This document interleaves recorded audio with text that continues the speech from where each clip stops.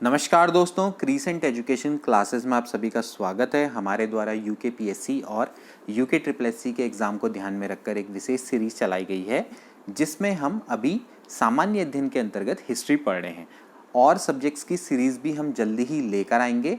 अभी हम हिस्ट्री में वैदिक कालीन सभ्यता के बारे में पढ़ रहे हैं। पिछली वीडियो में हमने वैदिक कालीन सभ्यता के बारे में डिस्कस किया था। आज हम उस पर आधारित 65 इंपॉर्टेंट एमसीक्यू लेकर आए हैं। दोस्तों, ये 65 इंपॉर्टेंट एमसीक्यू सभी के सभी पूर्व परीक्षा में आ चुके हैं, चाहे वो यूके पीएससी के एग्ज़ाम हो, चाहे यूपी पीसीएस का एग्ज़ाम हो, चाहे यूके ट्रिपल एससी के एग्ज़ाम, चाहे एमपी पीसीएस के एग्ज़ाम। सभी महत्वपूर्ण एग्ज़ाम से वैदिक कालीन सभ्यता पर आधारित महत्वपूर्ण प्रश्नों का हमने इस वीडियो में संकलन किया है। तो इसलिए वीडियो बहुत खास हो जाती है। तो इस वीडियो को पूरा देखना और अगर हमारा कार्य पसंद आए तो इसको लाइक शेयर सब्सक्राइब करना ना भूलना। ये सारे प्रश्न इम्पॉर्टेंट हैं, सभी पूर्व परीक्षा में आ चुके हैं और इस वीडियो को दोस्तों धैर्यपूर्वक और ध्यानपूर्वक देखना। तो चलिए वीडियो को स्टार्ट करते हैं।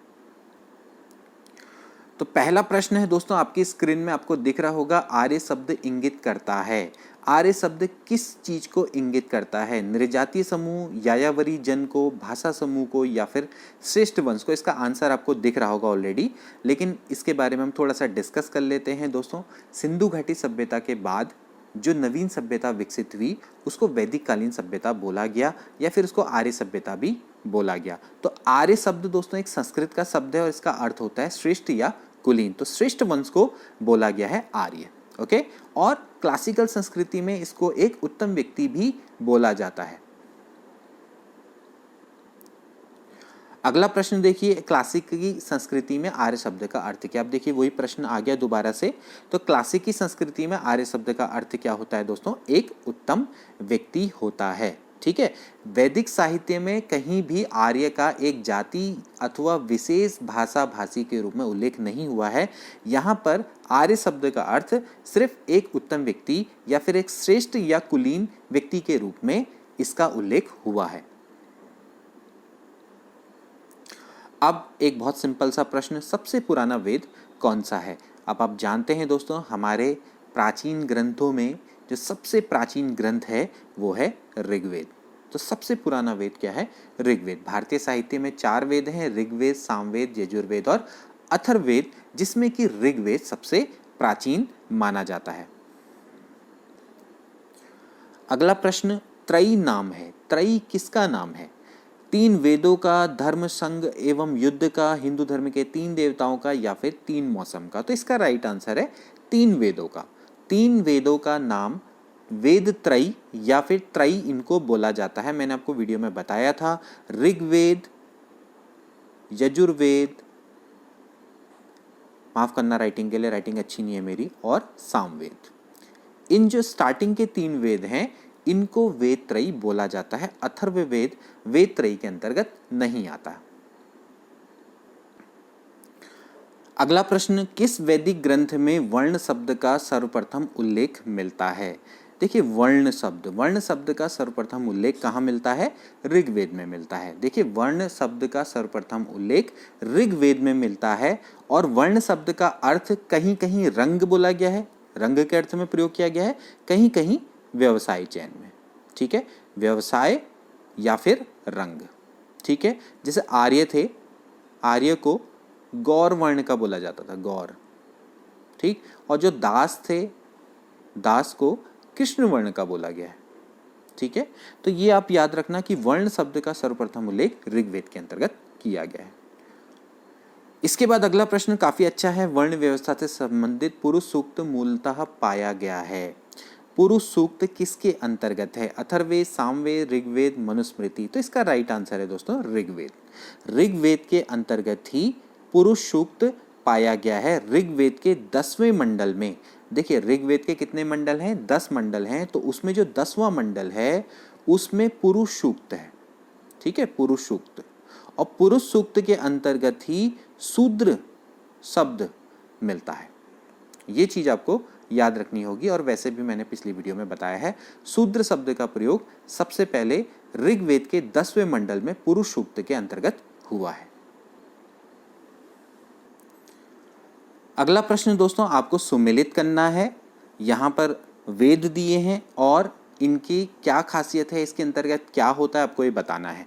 जैसे कि अथर्ववेद, अथर्ववेद किससे संबंधित है? अथर्ववेद दोस्तों औषधियों से संबंधित है, हमने इसके बारे में डिस्कस भी किया है पिछली वीडियो में। और जो ऋग्वेद है, ऋग्वेद में क्या है? ईश्वर महिमा, ठीक है, या फिर देवताओं की स्तुति, ये इसके अंतर्गत आती है। जबकि यजुर्वेद है, यजुर्वेद में क्या है? कर्मकांड है ज़्यादातर, तो बलिदान विधि इसके अंतर्गत आती है। जबकि सामवेद किससे रिलेटेड है? संगीत से रिलेटेड है। तो काफ़ी सिंपल सा प्रश्न है। तो क्या बनेगा इसका आंसर? इसका बनेगा 3, 1, 2, 4। तो 3, 1, 2, 4 इसका राइट आंसर है। तो ए वाला ऑप्शन इसका करेक्ट है। इसके बाद फिर से आपको दोस्तों एक और प्रश्न आ गया, सुमेलित करना है। फिर से अब आप बहुत इजीली इसको सुमेलित कर सकते हैं। जैसे कि मैंने आपको बताया, ऋग्वेद किससे रिलेटेड है दोस्तों? ये है ईश्वर महिमा या देवताओं की स्तुति से। तो स्तोत्र एवं प्रार्थना ये आपका ऋग्वेद से रिलेटेड है। जबकि यजुर्वेद किससे रिलेटेड है दोस्तों? स्तोत्र एवं कर्मकांड, ये इससे रिलेटेड है, ठीक है। बलिदान विधियां इसके अंतर्गत आ जाएंगी। इसके बाद जो सामवेद है दोस्तों, ये क्या है? संगीत में स्तोत्र है, ठीक है। और अथर्ववेद के अंतर्गत दोस्तों क्या आता है? तंत्र मंत्र एवं वशीकरण भी आता है, जादू टोना भी इसके अंतर्गत आता है। तो ये भी अथर्ववेद की खूबियां हैं जो कि हमने पिछली वीडियो में डिस्कस करी थी। तो बहुत सिंपल सा प्रश्न है, अगर आए तो बहुत सिंपल है, नहीं आता तो बहुत मुश्किल है। और ये सभी प्रश्न दोस्तों पीसीएस परीक्षा में आए हुए हैं। तो अब आप बनाइए, क्या बनेगा? ये बनेगा भाई 4, 2, 1 और 3। तो 4, 2, 1, 3 ये कूट बन के आ रहा है। तो 4, 2, 1, 3 यानी कि ए वाला ऑप्शन इसका करेक्ट है।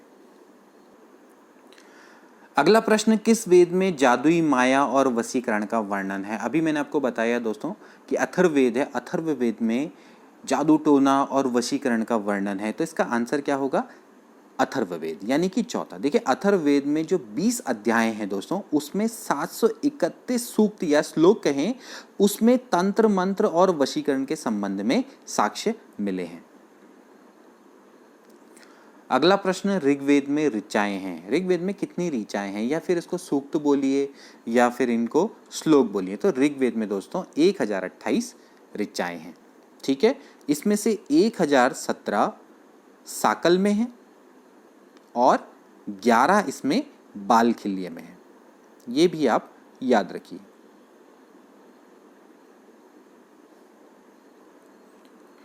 अगला प्रश्न दोस्तों अगेन आपको सुमेलित करना है। यहाँ पर आपको लेफ्ट साइड में वेद दिए हैं और राइट साइड में आपको उनके ब्राह्मण ग्रंथ दिए हुए हैं। देखिए वेद के मैंने आपको बताया था 4 पार्ट होते हैं, संहिता, ब्राह्मण ग्रंथ, आरण्यक और उपनिषद।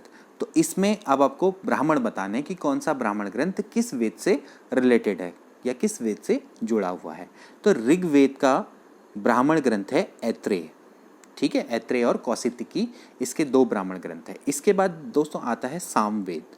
सामवेद में का जो ब्राह्मण है वो है ब्राह्मण ग्रंथ है पंचविश, ठीक है। इसके बाद आती है अथर्ववेद की बारी। तो अथर्ववेद का है गोपथ ब्राह्मण, जबकि यजुर्वेद का है शतपथ ब्राह्मण, ठीक है। तो यहाँ से ऑप्शन में क्या बनेगा दोस्तों? ये बनेगा 3, 4, 1 और 2। 3, 4, 1, 2 यानी कि सी वाला ऑप्शन इसका करेक्ट है। इसके बाद अगला एक और बड़ा महत्वपूर्ण प्रश्न, ऋग्वेद का कौन सा मंडल पूर्णतः सोम को समर्पित है? ऋग्वेद का कौन सा मंडल? तो इसका राइट आंसर क्या है? 7वां, 8वां, 9वां, 10वां। तो इसका राइट आंसर है दोस्तों 9वां मंडल, ठीक है। ऋग्वेद में कुल मिला के 10 मंडल हैं, इसमें 9वां मंडल है जो कि सोम को समर्पित है, ठीक है। अंगिरस और काश्यप, इनका नाम याद रखना, वैसे मैंने पिछली वीडियो में सब आपको बताया है। अंगिरस और काश्यप ये इसके रचयिता हैं 90 मंडल के, और 90 मंडल में 114 सूक्त सभी सोम देवता को समर्पित हैं। तो ये आपको याद रखना है। अगला प्रश्न, यज्ञ संबंधी विधि विधानों का पता चलता है। अब बताइए यज्ञ संबंधी विधि विधान कहाँ से पता लगेंगे? ऋग्वेद से, सामवेद से, ब्राह्मण ग्रंथ से या फिर यजुर्वेद से? तो इसका राइट आंसर है यजुर्वेद ना। यजुर्वेद से ही यज्ञ संबंधी विधि विधानों का पता चलता है। जैसे कि अभी हमने पढ़ा था ना भाई कर्मकांड, बलिदान विधि, तो सब वो यज्ञ में होता था। तो यज्ञ संबंधी जितने भी विधि विधान थे वो यजुर्वेद से ही पता चलते हैं, ठीक है। और यजुर्वेद के 2 भाग हैं, एक है शुक्ल यजुर्वेद, एक है कृष्ण यजुर्वेद। अगला एक और महत्वपूर्ण प्रश्न, किसका संकलन ऋग्वेद पर आधारित है? किसका संकलन? यजुर्वेद, सामवेद, अथर्ववेद या फिर कोई नहीं? तो इसका राइट आंसर है दोस्तों सामवेद। सामवेद का संकलन ऋग्वेद पर आधारित है। इसमें कुल 1810 छंद हैं, जिनमें 75 को छोड़कर बाकी सब ऋग्वेद में आपको मिल जाएंगे। यानी कि 75 नए छंद हैं और बाकी सभी ऋग्वेद में भी उपलब्ध है। तो इसका मतलब है कि जो सामवेद का संकलन है वो ऋग्वेद पर आधारित है। अगला प्रश्न, भारत के किस स्थल की खुदाई से लोहा धातु के प्रचलन के प्राचीनतम साक्ष्य मिले हैं? ये भी काफ़ी अच्छा प्रश्न है दोस्तों। जैसे कि हमने पिछली वीडियो में पढ़ा था कि वैदिक काल को हम 2 भागों में डिवाइड कर सकते हैं। एक आता है ऋग्वैदिक काल या पूर्व वैदिक काल भी इसको बोलते हैं। तो इसकी अवस्था थी 1500 से लेकर 1000 ईस्वी पूर्व, ठीक है। और इसके बाद था उत्तर वैदिक काल, ठीक। उत्तर वैदिक काल जो कि है 1000 से 600 ईस्वी पूर्व, और दोनों को मिला के क्या बनता है? वैदिक काल, ठीक। तो उत्तर वैदिक काल में ही दोस्तों क्या हुआ था? लोहे की खोज हुई थी, यहीं से लोहे के प्रमाण मिलते हैं। तो ऐसी कौन सी जगह है? तो इसका राइट आंसर है अतरंजी खेड़ा। अतरंजी खेड़ा, अहिछत्र, आलमगीरपुर, मथुरा, रोपड़, ये कुछ ऐसी जगहें हैं जहां से लौह युगीन संस्कृति के अवशेष प्राप्त हुए हैं। तो सबसे प्राचीनतम मिलता है अतरंजी खेड़ा से, ठीक है। अगला प्रश्न है, उपनिषद पुस्तकें हैं, किस पर आधारित पुस्तकें हैं? धर्म पर, योग पर, विधि पर, दर्शन पर? तो इसका राइट आंसर है दोस्तों दर्शन पर, ठीक है। उपनिषद का मुख्य विषय दर्शन है, ठीक है। और दर्शन कितने होते हैं? 6 दर्शन होते हैं, पिछली वीडियो में आपको बताया है। और प्रत्येक दर्शन के हमने रचयिता भी आपको बताए हैं, ठीक है, ये प्रतिपादक भी बताए हैं। अगला प्रश्न, किस एक वैदिक साहित्य में मोक्ष की चर्चा मिलती है? किस एक वैदिक साहित्य में मोक्ष की चर्चा मिलती है? ऋग्वेद, परवर्ती संहिताएं, ब्राह्मण या फिर उपनिषद? तो इसका राइट आंसर है उपनिषद। उपनिषद में ही मोक्ष की चर्चा दोस्तों मिलती है। वेद की अगर हम बात करें तो वहां पर कहीं पर भी मोक्ष शब्द का प्रयोग नहीं हुआ है। उपनिषद में ही प्रथम बार मोक्ष की चर्चा मिलती है, ठीक है। और ये जो शब्द है सबसे पहले श्वेताश्वर, ठीक है, श्वेताश्वर या श्वेताश्वर भी बोलते हैं इसको कई कई जगह, ठीक है। इसका अर्थ होता है सफेद घोड़ा से मतलब होता है इसका, ठीक। तो श्वेताश्वर उपनिषद में ये पहली बार आया था, तो ये भी आप याद कर लेना। इसके बाद दोस्तों एक बड़ा इंपॉर्टेंट और कह सकते हैं कि बहुत बार ये प्रश्न एग्जाम में आया है, कम से कम 10-12 एग्जाम में तो ये आया हुआ है प्रश्न है ये, और काफ़ी बार ये रिपीट होता रहता है। जाने क्यों ये बार बार ये रिपीट होता रहता है, लेकिन फिर भी देख लेते हैं। आध्यात्म ज्ञान के विषय में नचिकेता और यम का संवाद किस उपनिषद से प्राप्त होता है? ये प्रश्न बहुत ज़्यादा इंपॉर्टेंट और कई बार आया है। तो नचिकेता और यम का संवाद किस उपनिषद से प्राप्त होता है? बृहदारण्यक उपनिषद, छांदोग्य उपनिषद, कठोपनिषद या फिर केन उपनिषद? तो इसका राइट आंसर मैं आपको बता दूं, कठोपनिषद से नचिकेता और यम का संवाद प्राप्त होता है। देखिए, आचार्य थे यम और नचिकेता उनके शिष्य। तो आचार्य यम नचिकेता को उपदेश दिया है इसमें कि ना इस आत्मा का कभी जन्म होता है, ना कभी इसकी मृत्यु होती है, यह अजन्मा, नित्य और शाश्वत है। तो कठोपनिषद कृष्ण यजुर्वेद का उपनिषद है, ये भी आप याद कर लेना। मतलब इतना पूछा जा सकता है क्योंकि इतना इम्पोर्टेंट प्रश्न है, तो इससे कई एस्पेक्ट को हमें याद रखना है। कृष्ण यजुर्वेद, यजुर्वेद का 2 शाखाओं के अंतर्गत आता है, एक है शुक्ल, एक है कृष्ण। कृष्ण यजुर्वेद का उपनिषद है कठोपनिषद, और इसी के अंतर्गत यम और नचिकेता के संवाद का उल्लेख है। अगला प्रश्न, उपनिषद काल के राजा अश्वपति शासक थे। अश्वपति किसके शासक थे? काशी के, केकई के, पांचाल के या फिर विदेह के? तो मैंने आपको बताया था पिछली वीडियो में दोस्तों, ये शासक थे केकई के, ठीक है। उपनिषद में जो वर्णित राजा हैं उनमें कौन कौन है, जैसे विदेह जगह है तो विदेह के जनक थे राजा। ऐसे ही पांचाल जो जगह है इसके राजा थे प्रवाहण जाबाली, ठीक है, प्रवाहण जाबाली ये इसके राजा थे। तो ऐसे ही केकई के कौन थे, अश्वपति। और ऐसी जो काशी है उसके राजा थे अजातशत्रु, ठीक है। तो ये प्रश्न भी पूछा जा सकता है। और उपनिषद में जितने भी वर्णित राजा थे उन जगहों के नाम पूछे जा सकते हैं, विदेह, पांचाल, केकई और काशी, और इनके राजाओं के नाम भी पूछे जा सकते हैं। तो उपनिषद काल में जो अश्वपति थे वो केकई के शासक थे। अगला आपको बताना है निम्न वैदिक साहित्य का सही क्रम कौन सा है। तो अभी मैंने आपको बताया था प्रत्येक वेद के 4 भाग होते हैं, तो उनका सही क्रम मैं आपको बताऊं तो सबसे पहले आती हैं संहिताएं, फिर ब्राह्मण, फिर अरण्यक और फिर उपनिषद। तो इसका पहला वाला ऑप्शन करेक्ट है, संहिता, ब्राह्मण, अरण्यक और उपनिषद।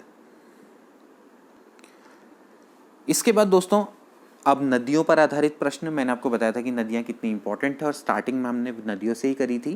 तो आरंभिक वैदिक साहित्य में सर्वाधिक वर्णित नदी जिसका सबसे ज़्यादा वर्णन हुआ है वो है सिंधु नदी। सिंधु नदी का सर्वाधिक महत्व था ऋग्वैदिक काल में और इसका उल्लेख सबसे ज़्यादा ऋग्वेद में हुआ है, ठीक है। इसके अलावा इसको हिरण्यनी भी बोला जाता था इसके आर्थिक महत्व के कारण, क्योंकि व्यापार होता था इस नदी से, तो हिरण्यनी भी इसको बोला गया है। अगला प्रश्न दोस्तों, वैदिक नदी अस्किनी की पहचान निम्न नदियों में से किस एक के साथ की गई है। तो ऐसे प्रश्न भी दोस्तों आते रहते हैं। वैदिक नदियों के बारे में मैंने आपको पिछली वीडियो में बहुत अच्छे से बताया था। अफगानिस्तान की कुछ नदियां थी, इसके अलावा भारत में जो नदियां पाई गई हैं उनके बारे में भी, और सबके प्राचीन नाम और आज के ज़माने में उनके क्या नाम हैं ये आपको बिल्कुल फिंगर टिप्स में अच्छे से याद होनी चाहिए। तो जो अस्किनी है इसका नाम है चेनाब, ठीक है। तो वैदिक नदी अस्किनी की पहचान आज के ज़माने में चेनाब के रूप में की गई है। अगला प्रश्न फिर से, ऋग्वेद में निम्न किन नदियों का उल्लेख अफगानिस्तान के साथ आर्यों के संबंध का सूचक है। अब फिर ठीक है भाई, इसका मतलब है कि जो आर्य थे वो अफगानिस्तान से उनके संबंध थे। तो किन नदियों का, क्योंकि ऋग्वेद में इन नदियों का उल्लेख मैंने आपको बताया था 4 नदियां हैं। एक है कुभा, क्रुमु, ठीक है, ये तो 2 नदियां हो गई, तो यानी कि सी वाला ऑप्शन करेक्ट हो गया। इसके बाद और क्या थी, गोमती, ठीक है, और एक थी सुवास्तु। सुवास्तु ये 4 नदियों का आपको नाम याद रखने हैं, ठीक है। अब कुभा है, कुभा को आज के ज़माने में काबुल बोला जाता है, इसको बोलते हैं कुर्रम, ठीक है। कुर्मू को बोलते हैं कुर्रम। गोमती को बोला जाता है गोमल और सुवास्तु को बोलते हैं स्वात आज के ज़माने में। तो ये सभी आप याद करिए और कोई दिक्कत नहीं आएगी, बहुत इजीली आप इनको याद कर सकते हैं।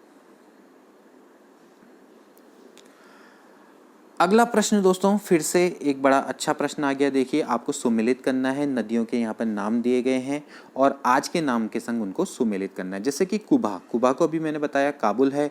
परुष्णी रावी को बोला जाता है, सदानीरा है गंडक, सुतुद्री है सतलज, ठीक है। तो बहुत सिंपल है ये, इसका क्या हो जाएगा भाई, 2 3 1 4। तो 2 3 1 4 यानी कि बी वाला ऑप्शन इसका करेक्ट है, ठीक है। इस तरह से दोस्तों आप इसको याद कर सकते हैं। इससे पहले भी कुछ नदियां थी, जैसे यहाँ पर देखिए विपासा है, विपासा को व्यास बोला जाता है, ठीक है। और अस्किनी तो मैंने आपको बता दिया, चेनाब इसको बोला जाता था। इसके बाद अगला प्रश्न है, निम्नलिखित में से कौन सी प्रथा चतुष्टय वेदोत्तर काल में प्रचलित हुई। देखिए, चतुष्टय वेदोत्तर काल का मतलब समझिए कि जो 4 वेद थे उनके बाद का काल, यानी कि उत्तर वैदिक काल में कौन सी प्रथा मतलब प्रचलित हुई, ठीक है। ये आपको बताना है सिंपली। तो धर्म, अर्थ, काम, मोक्ष, ब्राह्मण, क्षत्रिय, वैश्य, शूद्र, ब्रह्मचर्य, गृहस्थ, वानप्रस्थ, संन्यास, या फिर इंद्र, सूर्य, रुद्र और मरुत। ये मरुत होना चाहिए, थौ हो गया मरुत। तो इसका मैं आपको सही बताऊं, राइट आंसर है सी वाला, ठीक है। तो जो आश्रम व्यवस्था, इसको बोला जाता है आश्रम व्यवस्था, ब्रह्मचर्य, गृहस्थ, वानप्रस्थ और संन्यास, इसमें मनुष्य की उम्र क्या मानी गई, 100 साल। तो भाई 25-25 साल में हर चीज़ को डिवाइड कर दिया। भाई 25 साल ब्रह्मचर्य अपनाओ, 25 साल गृहस्थ, 25 साल वानप्रस्थ और 25 साल संन्यास, ठीक है। तो ये जो प्रथा थी ये उत्तर वैदिक काल में चली है। तो ये काफ़ी टिपिकल सा लग रहा है, चतुष्टय उत्तर काल IAS में आया प्रश्न है, लेकिन इसका मतलब ये है कि जो 4 वेद थे उनके बाद का काल है, वही आपका कौन सा काल है? उत्तर वैदिक काल है ना। अगला प्रश्न देखिए, भारतीय संस्कृति के अंतर्गत ऋत का क्या अर्थ है? ऋत, इसका क्या अर्थ है? प्राकृतिक नियम, कृत्रिम नियम, मानवीय नियम या फिर सामाजिक नियम? तो मैं इसका राइट आंसर बता दूं आपको, यह है प्राकृतिक नियम। देखिए ऋग्वेद में हमें धर्म के अतिरिक्त एक दूसरा शब्द मिलता है, उसको बोलते हैं ऋत। ठीक है, सभी देवताओं का संबंध ऋत से माना गया है और ऋग्वेद में भी इसका वर्णन है। जैसे कि मैंने आपको बताया, जब सृष्टि की शुरुआत हुई तो सर्वप्रथम ऋत की उत्पत्ति हुई, यानी कि प्राकृतिक नियमों की उत्पत्ति हुई। तो भाई ऋत के द्वारा ही विश्व में जो सुव्यवस्था है, प्रतिष्ठा है, ये स्थापित होती है। तो किसी विश्व की व्यवस्था, किसी विश्व यानी हमारे विश्व की व्यवस्था का रेगुलेटर किसको बोलेंगे? तो ऋत को बोलेंगे। ठीक, तो प्राकृतिक नियामक है, यानी कि वो नियमों को रेगुलेट करता है। अगला प्रश्न अच्छा प्रश्न है, निम्नलिखित वैदिक देवताओं में से किसे उनका पुरोहित माना गया है? मतलब वैदिक देवताओं का पुरोहित कौन था? थोड़ा प्रश्न अजीब सा लग रहा है। वैदिक देवताओं का पुरोहित किसको माना गया है? तो वैदिक देवताओं के पुरोहित थे बृहस्पति। ठीक है, प्रश्न को एज इट इज याद कर लो, बृहस्पति को पुरोहित माना गया है। अगला प्रश्न, निम्न में से कौन वो विदुषी थी जिसने कुछ वेद मंत्रों की रचना की थी? ये भी अच्छा प्रश्न है दोस्तों। तो इसमें लोपामुद्रा, गार्गी, लीलावती, सावित्री, तो इसका राइट आंसर है लोपामुद्रा। ये एक ऐसी विदुषी स्त्री थी, इनका वैदिक साहित्य में उल्लेख भी मिला है, इन्होंने वेद मंत्रों की रचना की थी। इसमें अपाला भी थी, कुछ और जैसे कभी आ भी सकता है अपाला, घोषा, ठीक है, विश्वस्रा, ठीक, विश्ववारा मतलब सॉरी, लोपामुद्रा। अब जो लोपामुद्रा थी वो थी अगस्त्य ऋषि की पत्नी, ये भी आप याद करना, अगस्त्य ऋषि की पत्नी। तो वैसे मैंने आपको बताया है पिछली वीडियो में, अगर आपने मेरी पिछली वीडियो देखी है तो उसके बाद आपके लिए प्रश्न बहुत ही सिंपल है। अगला प्रश्न, ऋग्वैदिक काल में निष्क शब्द का प्रयोग एक आभूषण के लिए होता था, परंतु परवर्ती काल में उसका प्रयोग इस अर्थ में हुआ। ये भी एक अच्छा प्रश्न है। निष्क, इससे रिलेटेड प्रश्न भी आता रहता है। तो आपको आधा आंसर तो इसी में मिल गया कि पहले इसका प्रयोग क्या होता था? निष्क का आभूषण के रूप में होता था। बाद में क्या हुआ? निष्क का प्रयोग क्या हुआ? सिक्कों के रूप में हुआ। तो डी वाला ऑप्शन करेक्ट है। ठीक है भाई, वैदिक काल में सोने के हार को भी निष्क बोला जाता था, यानी कि गले में पहना जाने वाला एक आभूषण है। ठीक है, तो सोने के हार को निष्क बोला जाता था और निष्क के प्रयोग से भाई आगे आने वाले समय में सिक्के के व्यवहार को इन्होंने, मतलब एक तरह से सिक्का आगे जाके बन गया है निष्क। ठीक है, तो इसको कई जगह पे निशाका भी बोला गया है, निशाका।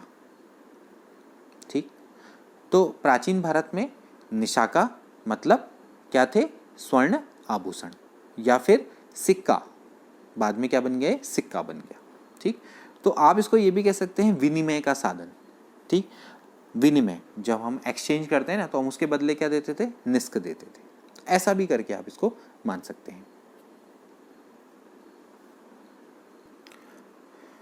इसके बाद एक और बड़ा इंपॉर्टेंट प्रश्न, निम्नलिखित अभिलेख में से कौन सा ईरान से भारत में आर्यों के आने की सूचना देता है?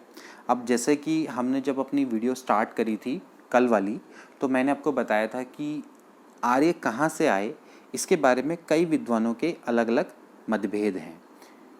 मैक्स मूलर मानते हैं कि मध्य एशिया से आए, बाल गंगाधर तिलक मानते हैं कि उत्तरी ध्रुव से आए, जबकि दयानंद सरस्वती बोलते हैं कि ये तो तिब्बत से आए हुए हैं ना। तो अब एक ऐसा अभिलेख भी है जो ईरान से इनको आया हुआ बताता है कि ईरान से आए हैं। तो वो कौन सा अभिलेख है? तो वो जो अभिलेख है वो है बोगाजकोई अभिलेख। बहुत इंपॉर्टेंट है, इसको आप याद रखिएगा। ये इसको एशिया माइनर भी बोला जाता है। अब यहाँ ऐसा क्या मिला? यहाँ मिला दोस्तों ऋग्वैदिक कालीन देवताओं के नाम या उनके उल्लेख मिले। ऋग्वैदिक कालीन देवता कौन कौन है? इंद्र सबसे प्रिय देवता है इनके, वरुण, मित्र और नासत्य, ये 4 देवताओं के यहाँ उल्लेख मिले। तो ऐसा प्रश्न भी आता है कि किस अभिलेख से ऋग्वैदिक देवताओं के का उल्लेख मिलता है, या ईरान के किस अभिलेख से ऋग्वैदिक देवताओं का उल्लेख मिलता है। तो बोगाजकोई अभिलेख है एशिया माइनर ईरान में ये अवस्थित है। ये प्रश्न आपके बन सकते हैं। ठीक, तो 14वीं शताब्दी ईस्वी पूर्व, 1400 ईस्वी पूर्व का अभिलेख है ये आप याद रखें। अगला प्रश्न, निम्नलिखित में से किसने आर्यों के आदि देश के बारे में लिखा था? अभी मैंने आपको बताया कौन है इन चारों में से। ऑफकोर्स बाल गंगाधर तिलक, वो मानते हैं कि ये उत्तरी ध्रुव से आए। अगला प्रश्न, किस ग्रंथ में पुरुष मेध का उल्लेख हुआ है? काफी अच्छा प्रश्न है। किस ग्रंथ में? कृष्ण यजुर्वेद, शुक्ल यजुर्वेद, शतपथ ब्राह्मण या फिर गोपद ब्राह्मण? तो इसका राइट आंसर है दोस्तों शतपथ ब्राह्मण में पुरुष मेध का उल्लेख हुआ है। शतपथ ब्राह्मण किसका ब्राह्मण ग्रंथ है? यजुर्वेद का ब्राह्मण है, इसको याद रखना। अगला प्रश्न, शतपथ ब्राह्मण में उल्लिखित राजा विदेह माधव से संबंधित ऋषि थे। ये प्रश्न भी आया हुआ है पूर्व परीक्षा में, लोअर सबऑर्डिनेट की परीक्षा में आया हुआ है। इसके अलावा अन्य एग्जाम में भी आया हुआ है। एक ही बार में, इस बार मैंने कोशिश करी है कि मैं एक प्रश्न को एक ही बार लिखूं। जो अन्य प्रश्न इसी तरह के आए हैं मैंने उनको सम्मिलित नहीं किया। एक ही प्रश्न में आपको सारे प्रश्नों के उत्तर दे दूंगा, क्योंकि होता क्या है कि प्रश्न बहुत ज़्यादा हो जाते हैं और हम ज़्यादा प्रश्नों को डिस्कस नहीं कर पाते हैं। तो इसलिए मैंने इस बार रिपीटेशन ना हो इसका पूरा ख्याल रखा है। तो शतपथ ब्राह्मण में उल्लिखित राजा विदेह माधव के संबंधित ऋषि थे ऋषि गौतम रहुगण। ठीक है, ये प्रश्न आपको एज इट इज याद करना है। अगला प्रश्न, उत्तर वैदिक काल में निम्नलिखित में से किन को आर्य संस्कृति का धुर समझा जाता था? ठीक है, अब ये प्रश्न भी बहुत अच्छा प्रश्न है और मैंने पिछली वीडियो में आपको बताया भी था कि अंग और मगध, ठीक है, ये दो ऐसी जगह थी इनको आर्य संस्कृति का धुर माना गया है। इसका मतलब ये है कि ये लोग प्राकृत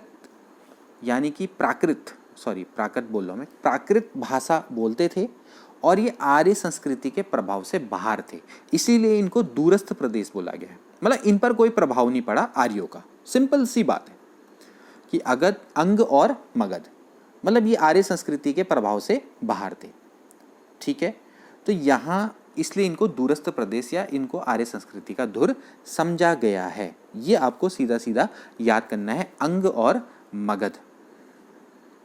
और ये किसमें किया गया ये मैं आपको बता दूं, ये है अथर्ववेद में। अथर्ववेद में मगध और अंग को दूरस्थ प्रदेश बोला गया है। अगला प्रश्न, गोत्र शब्द का सर्वप्रथम प्रयोग हुआ था। ये प्रश्न भी कई बार आ चुका है। इसका राइट आंसर है ऋग्वेद में। ऋग्वेद में सर्वप्रथम गोत्र शब्द का प्रयोग हुआ था। गोत्र शब्द का मूल अर्थ क्या होता है? गोष्ठ। ठीक है, गोष्ठ इसको बोला जाता है, यानी कि वह स्थान जहां समूचे कुल का गोधन पाला जाता था। अगला प्रश्न, पूर्व वैदिक आर्यों का धर्म प्रमुखता था। मतलब कि जो पूर्व वैदिक आर्य थे यानी कि ऋग्वैदिक आर्य, उनका धर्म किस तरह था? भक्ति थी, मूर्ति पूजा और यज्ञ था, प्रकृति पूजा और यज्ञ था, या फिर प्रकृति पूजा और भक्ति थी? तो इसका राइट आंसर है प्रकृति पूजा और यज्ञ।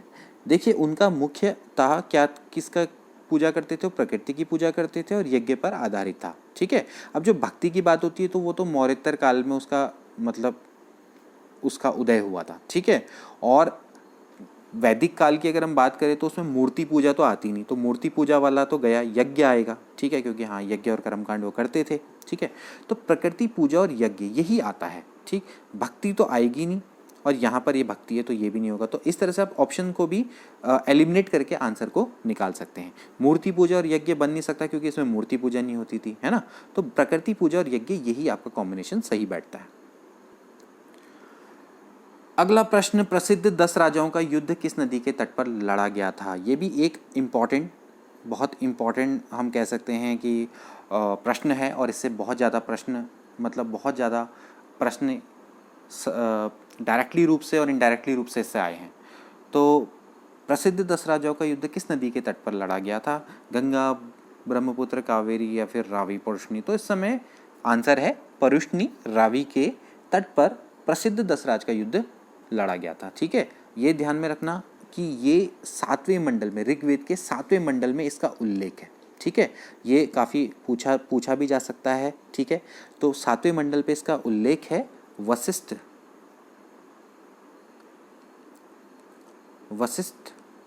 के द्वारा इसकी रचयिता की गई है 7वें मंडल की। तो कभी ऐसा हो जाए कि भाई प्रश्न ये आ जाए सीधे सीधे ना, तो दशराज युद्ध का वर्णन ऋग्वेद के 7वें मंडल में हुआ है। परुष्णी नदी के किनारे युद्ध लड़ा गया था। ठीक है, और ये किसके बीच में था? एक तो था भरतों के राजा सुदास और इधर साइड से थे 10 राजा। ठीक है, आर्य और अनार्यों के बीच में लड़ा गया था। तो अनार्य का मतलब है जो आर्य नहीं है। ठीक है, तो पंच जन और इसके अलावा 5 जातियाँ। तो पंच जन, जन के अधिपति को राजा बोला जाता था। ठीक है, तो 5 जन थे उनके राजा, और यहाँ से 5 कुछ और जातियाँ उनके राजा। तो 10 राजा यहाँ से हो गए, एक हो गए भरतों के राजा सुदास। तो इनके बीच में युद्ध हुआ था और अंत में कौन जीता? सुदास जीते। ठीक है, अगला प्रश्न, किस नदी को ऋग्वेद में माते तमा, देवी तमा, नदी तमा यानी कि नदियों में प्रमुख संबोधित किया गया है? ऋग्वेद की सबसे पवित्र नदी थी सरस्वती, तो सरस्वती को ही संबोधित किया गया है। अगला प्रश्न, उस जनजाति का नाम बताइए जो ऋग्वैदिक आर्यों के पंच जन्म नहीं होगा। पंच जन जो मैंने अभी बताया ना, पंच जन से संबंधित नहीं है। पंच जन के मैं आपको नाम बताऊं दोस्तों, तो वो थे यदु, पुरु, तुर्वस। 3 तो ये हो गए। किकट नहीं आता इसमें, तो किकट वाला इसका राइट आंसर हो जाएगा कि किकट नहीं है। तो मैं आपको बता दूं, यदु, पुरु, तुर्वस। ठीक है, और एक हो गया द्रहु, द्रहयु भी बोल सकते हैं इसको। ठीक है, और अनु। तो यदु, पुरु, अनु, द्रहु, तुर्वस, ये 5 जन थे।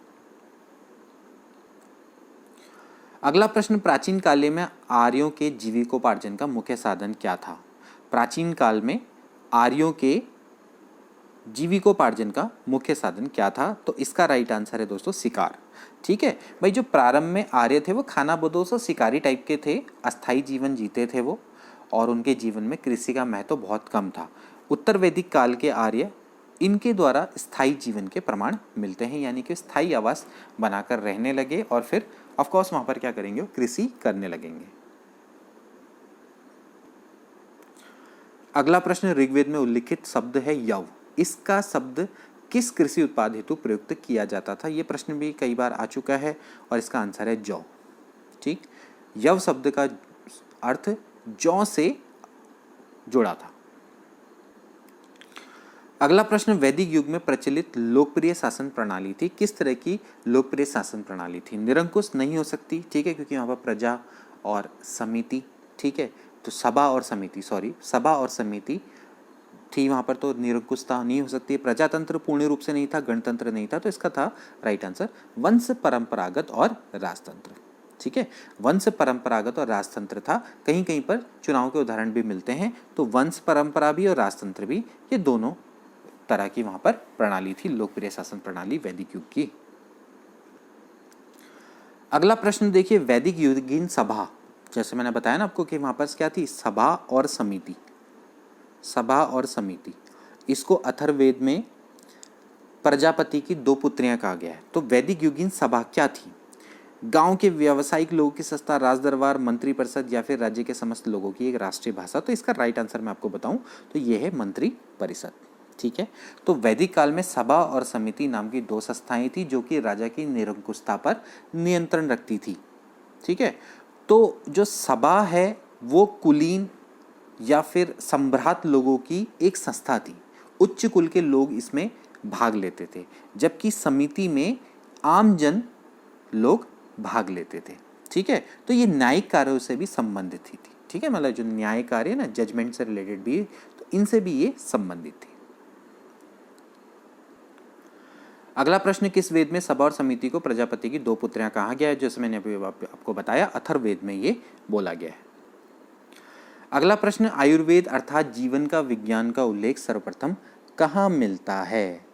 तो इसका अर्थ, इसका राइट आंसर क्या होगा? अभी हमने आपको बताया था कि भाई जो अथर्ववेद है वो औषधियों से संबंधित है। ठीक है ना, तो इसमें विविध विधियां मिलती हैं या विषय मिलते हैं, जैसे रोग निवारण, ठीक है, और मतलब उससे रिलेटेड आपकी चीज़ें मिलती हैं अथर्ववेद में ना।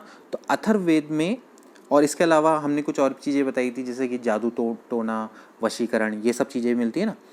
तो इसका राइट आंसर क्या है? आयुर्वेद अर्थात जीवन के विज्ञान को उल्लेख सबसे पहले कहाँ मिलेगा? अथर्ववेद में मिलता है।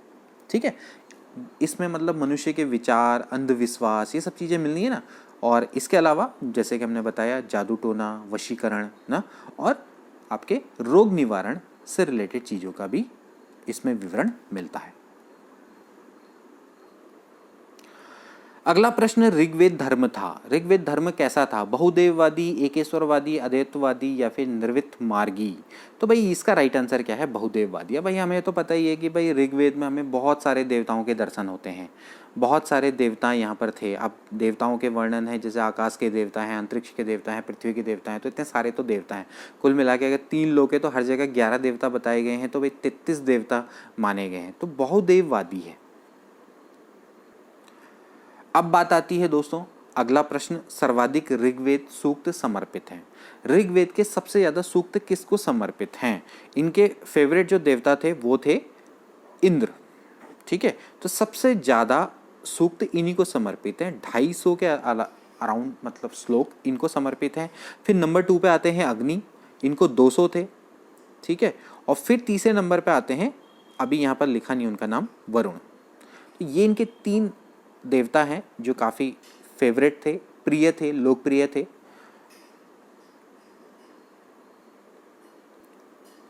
अगला प्रश्न, किसे ऋग्वेद में युद्ध का देवता समझा जाता था? इंद्र को ही युद्ध का देवता दोस्तों समझा जाता था, ठीक है भाई। इनको पुरंदर भी बोला गया है, किले तोड़ने वाला ना, तो ये युद्ध के देवता भी थे।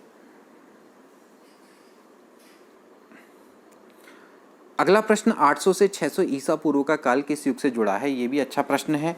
800 से लेके 600 ईस्वी पूर्व का काल दोस्तों ये ब्राह्मण युग कहलाता है, ठीक है।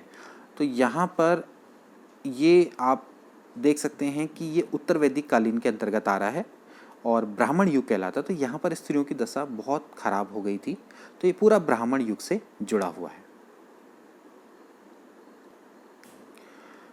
अगला प्रश्न बड़ा अच्छा प्रश्न है, गायत्री मंत्र किस पुस्तक में मिलता है? गायत्री मंत्र दोस्तों मिलता है ऋग्वेद के अंतर्गत, ठीक है। ऋग्वेद का तीसरा मंडल, याद रखना तीसरा मंडल, जिसके रचनाकार हैं विश्वामित्र, इन्होंने गायत्री मंत्र को लिखा है जो कि सविता यानी कि सूर्य देवता को समर्पित है। अगला प्रश्न, सर्ग, प्रतिसर्ग, वंश, मनवंतर और वंशानुचरित संकेतक हैं। ये क्या हैं? ये 5 विषय हैं दोस्तों पुराणों के, ठीक है। 18 आपके पुराण होते हैं, तो प्रत्येक पुराण में 5 विषय होते हैं, 5 तरह के विषय होते हैं, सर्ग, प्रतिसर्ग, वंश, मनवंतर और वंशानुचरित, ठीक है। तो ये आप याद रखिएगा, 5 प्रकार के विषयों का वर्णन है पुराणों में। अगला प्रश्न, श्रीमद् भागवत गीता मौलिक रूप से किस भाषा में लिखी गई थी? किस भाषा में लिखी गई थी दोस्तों? संस्कृत में ये लिखी गई थी, ठीक है। और आपको पता होगा कि हमारा प्राचीन ग्रंथ महाभारत, उसका ये एक भाग है। अगला प्रश्न, महाभारत मूलतः किस रूप में जानी जाती थी? यह भी एक अच्छा प्रश्न है और कई बार आ चुका है। बृहत कथा, ब्राह्मण, बृहत संहिता या फिर जय संहिता? तो इसका राइट आंसर है दोस्तों जय संहिता बोला जाता था महाभारत को। जब महाभारत की दोस्तों जब स्टार्ट हुई थी ना शुरुआत, तो उसमें 8800 श्लोक थे, ठीक है। तब इसको जय संहिता के नाम से जाना जाता था। फिर महाभारत का दूसरा संस्करण आया तो उसमें उसको बोला गया भारत। क्या बोला गया? भारत, जिसमें श्लोकों की संख्या थी 24,000, ठीक है। अब जो इसका अंतिम संस्करण है उसमें श्लोकों की संख्या है 1,00,000, ठीक है। 1,00,000 श्लोक प्राप्त हैं वर्तमान में, ठीक। जिसका अंतिम संस्करण है, जिसको कि सत सहस्त्री संहिता या इसको क्या बोला गया? महाभारत कहा गया है, ठीक है। तो ये भी प्रश्न पूछा जा सकता है। स्टार्टिंग में इसका नाम था जय संहिता, जब इसमें 8800 श्लोक थे। बाद में इसका नाम पड़ा भारत, जिसमें थे 24,000 श्लोक। अब 1,00,000 श्लोक जब हो गए तो इसका नाम पड़ गया महाभारत या फिर सत सहस्त्री संहिता।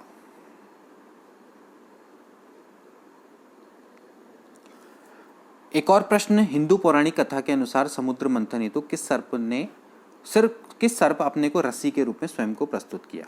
जब आपको पढ़ी होगी अपने को कथा कि जब समुद्र का मंथन हुआ था, तो समुद्र का जब मंथन हुआ तो एक मंदरांचल पर्वत था, ठीक है, और उसको सर्प से बांधकर समुद्र को मंथा गया था, ठीक है। तो समुद्र मंथन हुआ था, तो मथनी के रूप में प्रयोग हुआ था मंदरांचल पर्वत का, ठीक है, मथानी भी बोल सकते हैं इसको। और रस्सी के रूप में सर्पों के राजा थे वासुकी, इनका प्रयोग किया गया था। अगला प्रश्न देखिए, किस काल में अछूत की अवधारणा स्पष्ट रूप से उद्धृत हुई? देखिए बड़ा अच्छा प्रश्न है। किस काल में? ऋग्वैदिक काल में, उत्तर वैदिक काल में, उत्तर गुप्त काल में, या फिर धर्म शास्त्र के समय में? तो इसका राइट आंसर है धर्म शास्त्र के समय में ही। उस समय पर ही जो अछूत की अवधारणा है, यानी कि जिसको छू नहीं सकते, ठीक, वो जो अवधारणा है वो धर्मशास्त्र के समय में ही उद्गीत हुई। जैसे पाणिनि थे ना, पाणिनि, आपने नाम सुना होगा इनका, पाणिनि। इन्होंने दो प्रकार के सूत्रों का उल्लेख किया है। एक तो होते थे निर्वसित और एक होते थे अनिर्वसित। ठीक है, तो जो निर्वसित हैं इनको ही अस्पृश्य माना गया, यानी इनको छुआ नहीं जाता। तो वहीं से आपकी अछूत की अवधारणा स्पष्ट रूप से उद्धृत हुई है। अगला प्रश्न काफ़ी अच्छा प्रश्न है, काफ़ी बार आ चुका है। सत्यमेव जयते शब्द किस उपनिषद से लिया गया है? जैसे वो कठोपनिषद वाला था ना प्रश्न कि भाई नचिकेता और यम का संवाद, ऐसे ही ये भी बड़ा इंपॉर्टेंट प्रश्न बार बार आता रहता है। सत्यमेव जयते कहाँ से लिया गया है? ये लिया गया है दोस्तों मुंडक उपनिषद से लिया गया है। ठीक है, सत्य की ही विजय होती है। अगला प्रश्न, तमसो मा ज्योतिर्गमय कथन है, ये किस उपनिषद में है? तो इसका राइट आंसर है, मतलब ये अब चलो प्रश्न तो हो गया, मतलब इसका आंसर है उपनिषद, मतलब ये उपनिषद के अंतर्गत। अब चलो ये प्रश्न तो ऐसा था कि भाई इसमें तो आपको ग्रुप में बताना था, तो अब बात करेंगे तो उपनिषद में तो ये बृहदारण्यक, बृहदारण्यक, ठीक है ना, तो बृहदारण्यक उपनिषद के अंतर्गत ये आता है। ठीक है, तो बृहदारण्यक उपनिषद के अंतर्गत तमसो मा ज्योतिर्गमय कथन है, यानी कि अंधकार से प्रकाश की ओर। अगला प्रश्न, किस उपनिषद का शाब्दिक अर्थ सफेद घोड़ा है? ये मैंने आपको स्टार्टिंग में बताया था वीडियो में। कठोपनिषद, छांदोग्य उपनिषद, या फिर श्वेताश्वतर उपनिषद, या फिर ईशोपनिषद? तो इसका राइट आंसर है श्वेताश्वतर उपनिषद। ठीक है, या फिर आप इसको श्वेताश्वर उपनिषद भी बोल सकते हैं। तो श्वेताश्वतर उपनिषद सफेद घोड़े द्वारा ढोया गया। ठीक है, तो ये इसको आप याद कर सकते हैं।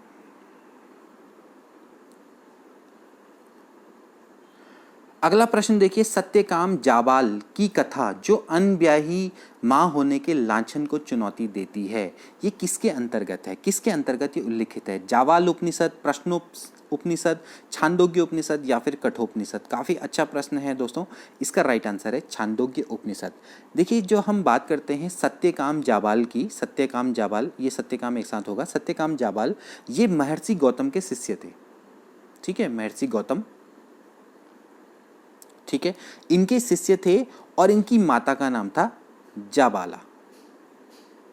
ठीक है, तो सत्यकाम जाबाला की कथा थी, वो अनब्याही मां होने के लांछन को चुनौती देती है, और इस कथा को छांदोग्य उपनिषद में उल्लेख इसका किया गया है।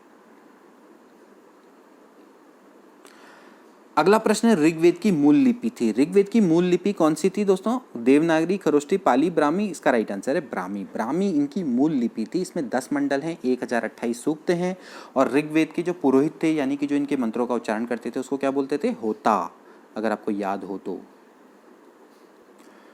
अब देखिए अगला प्रश्न वही आ गया, वैदिक कर्मकांड में होता का संबंध है। होता का संबंध किससे था?